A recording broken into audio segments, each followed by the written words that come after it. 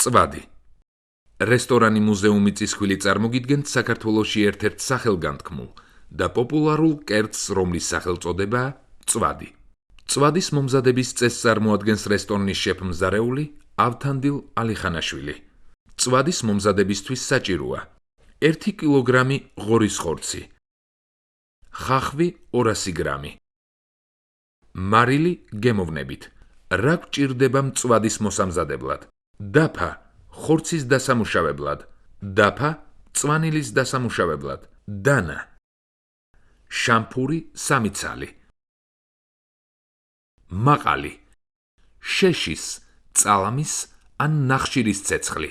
მომზადების წესი შემდეგნაირია. ხორცი დავჭრათ 60 გრამიან მოგრძო ნაჭრებად. მოვაყაროთ მარილი და ავურიოთ. სიგრძით წამოვაცვათ შამფურზე ხორცის ნაჭრები.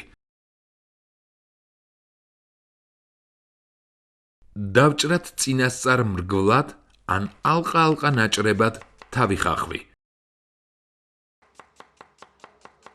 დავდოთ მაყალზე, ნაკვერჩხალზე და 4-ვე მხრიდან შევწვათ, დაახლოებით 20-25 წუთის განმავლობაში.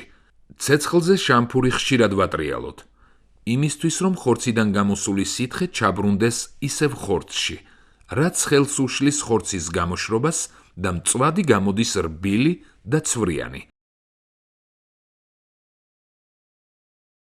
სუფრაზე შეიძლება მივიტანოთ ორგვარად. გადმოვიღოთ თეფშზე და მოვაყაროთ ალყა-ალყა დაჭრილი ხახვი და ბროწეულის მარცვლები. შამფურებით, მრგვლად დაჭრილი ხახვით. მაგიდასთან მიირთმევა ცხლად.